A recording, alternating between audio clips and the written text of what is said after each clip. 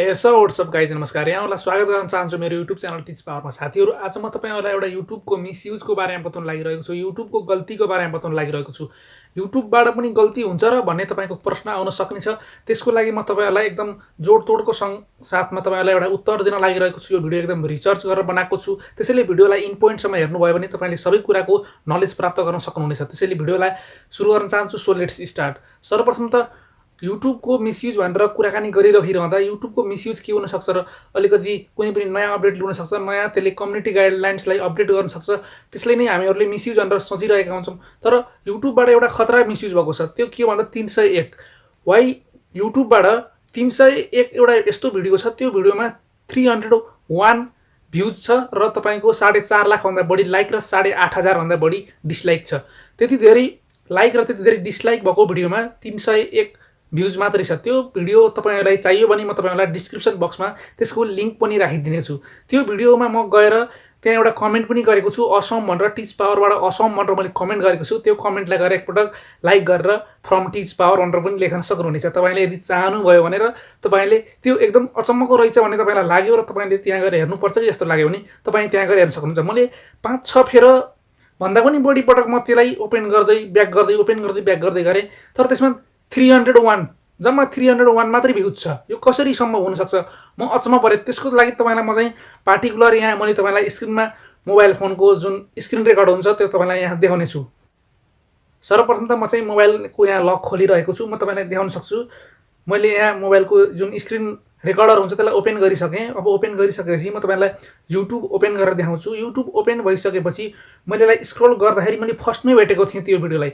मैले चाहिँ के रहेछ भनेर त्यसलाई ओपन गर्दाखेरि त्यस्तो भेटिएको छ। यहाँ तपाईलाई देखाउन लागिरहेको छु। तपाईले यहाँ देख्न सक्नुहुन्छ, मोबाइलबाट पनि हेर्न सक्नुहुन्छ। तपाईले यता हेर्न सक्नुहुन्छ।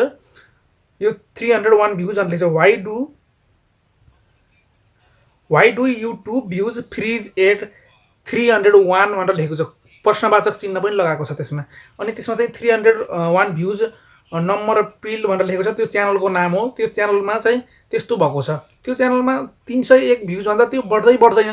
तर त्यसमा हेर्यो भने त्यसमा लाइक र कमेन्टको कुरै नगरौँ, त्यति धेरै लाइक र कमेन्टहरू रहेका छन्। अनि त्यहाँ डिसलाइक पनि त्यति धेरै नै छन्। अनि मैले चाहिँ त्यसलाई चाहिँ एकपटक ओपन गरेँ, हेरेँ हैन। अनि त्यसपछि यसलाई मैले ब्याक गरेँ। यसलाई ब्याक गरिसकेपछि यसलाई मैले कट गरिदिएँ भर्खरै। यसलाई कट गरिसकेपछि फेरि पनि मैले ओपन गरेँ।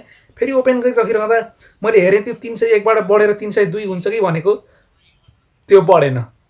अनि फेरि पनि मैले हेरिरहेँ, एकछिन त हेर्नु पर्यो नि भनेर हेरेँ। अनि त्यसपछि यसलाई फेरि मैले कट गरिदिएँ। यसलाई फेरि मैले नेक्स्ट पटक एकपटक मैले ट्राई गरेँ। एकपटक ट्राई गरेर हेर्दा पनि त्यो 301 नै थियो साथीहरू। यो भिडियो अचम्मको छ। यो किन भयो त भन्ने कुरा पनि म तपाईलाई लास्टमा बताउने छु। पहिला तपाईले यो भिडियोको मजा लिनुहोस् न। पहिला मैले एउटा कमेन्ट गरेको छु। मैले यहाँ असम भनेर कमेन्ट लेखेको छु। तपाईले यहाँ स्क्रिनमा पनि देख्न सक्नुहुन्छ। मैले असम भनेर यसलाई पोस्ट गरेको दिएको छु।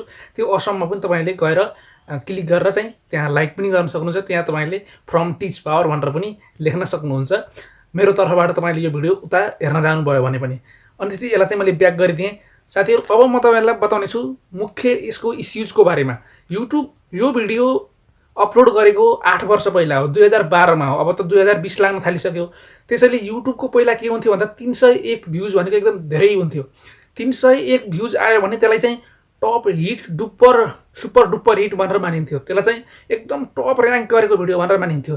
त्यति बेला के हुन्थ्यो भन्दा युट्युबको 301 सम्म भ्युज पुग्यो भने त्यसलाई चाहिँ युट्युबले त्यसको सर्च इन्जिन अप्टिमाइजेसनले के गर्थ्यो भन्दा त्यसलाई चाहिँ यो भ्युज रियल आएको हो कि फेक आएको हो कि यो सत्य हो कि झुटो भनेर त्यसलाई चाहिँ पत्ता लगाउनलाई त्यसलाई चाहिँ रिभ्यूमा पठाउने गर्दथ्यो। रिभ्यूमा पठाउँदाखेरि त्यो चाहिँ यत्तिकै रिभ्यूमै अड्किरह्यो। अनि त्यसै त्यसमा चाहिँ अल्गोरिथमले पनि काम गरेन।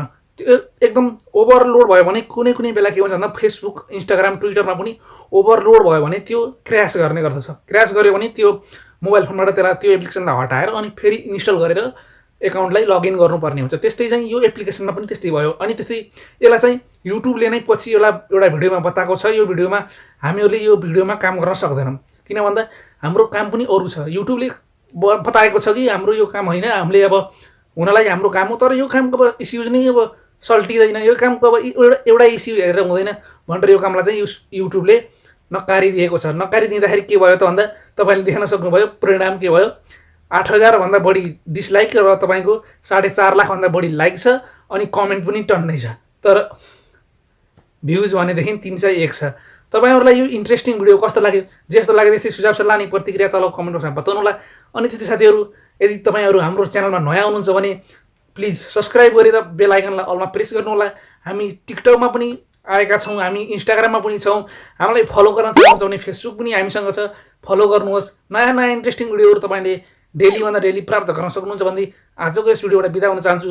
हस्त नमस्कार, जय नेपाल।